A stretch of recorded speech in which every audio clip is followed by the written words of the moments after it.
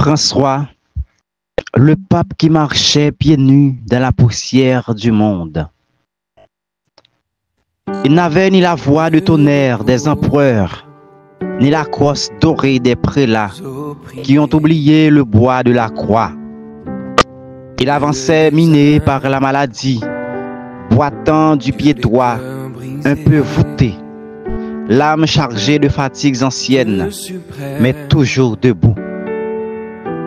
Dans son regard passaient, tour à tour, les stigmates d'Assise et les rages silencieuses d'un évêque du Sud qui avait vu trop de misère pour croire encore aux dorures du Vatican.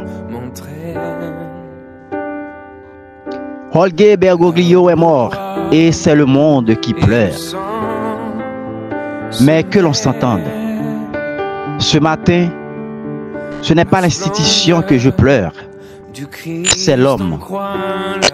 Celui qui a osé dire que l'Église n'était pas un musée, que le Christ n'était pas une icône figée, ni un fantôme dansant, mais un vivant, un errant de nos marges, un souffle qu'il fallait traquer dans la chair blessée des oubliés.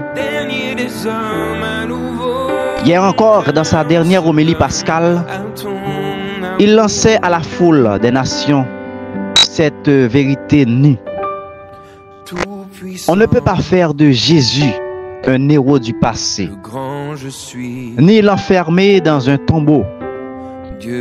Il faut sortir pour le chercher dans nos vies, sur le visage des frères, dans le quotidien.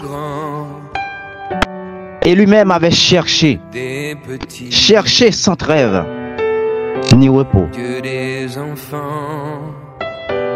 Il avait cherché les sans-papiers, ces ombres des frontières, ces silhouettes dérobées aux lois, ces hommes et ces femmes sans nom, qu'il appelait les visages de Dieu en exil.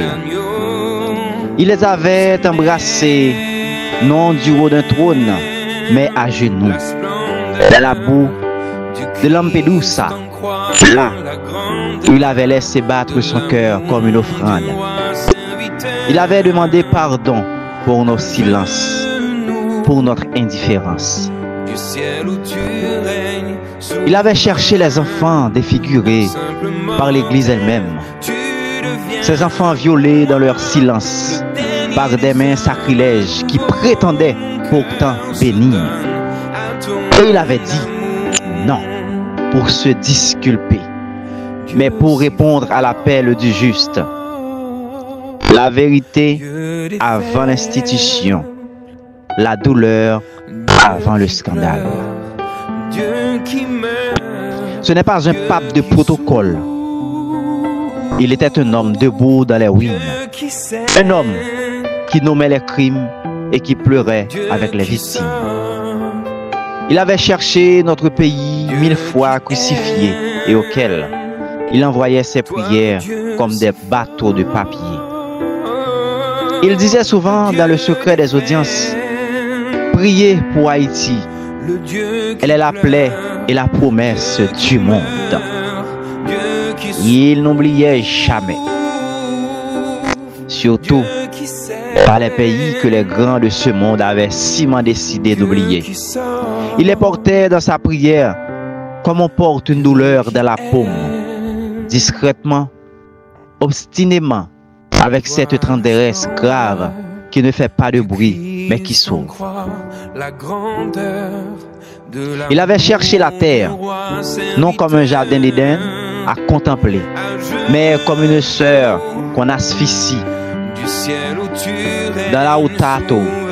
Si il avait fait entrer l'écologie dans la langue des prophètes, il avait parlé des arbres comme d'une lignée blessée, de l'air comme d'un doigt volé.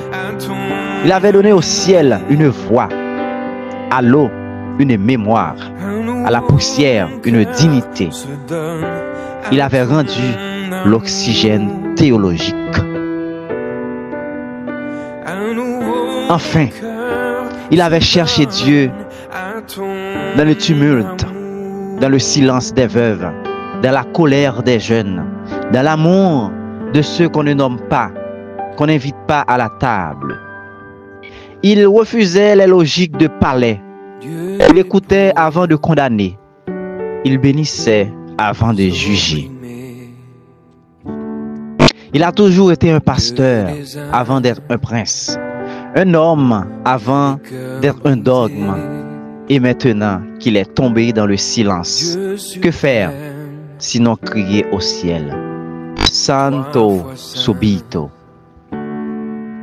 Oui, tout de suite, qu'on le déclare saint. Car il n'a pas attendu la mort pour vivre selon les béatitudes. Il a marché sur les pas de l'agneau avec les pauvres, pleuré avec les affligés, eux faim et soif de justice. Qu'on écrive son nom, non sur une pierre, mais dans la mémoire des peuples. Qu'on le grave dans la chair du monde et qu'à son exemple, nous reprenions la route. Pieds nus, mais le cœur ardent. Que sa très belle âme repose en Dieu. Texte de Gérard Daniel Rosier. Vous suivez la RTNS, Radio Télévision Nourriture Spirituelle.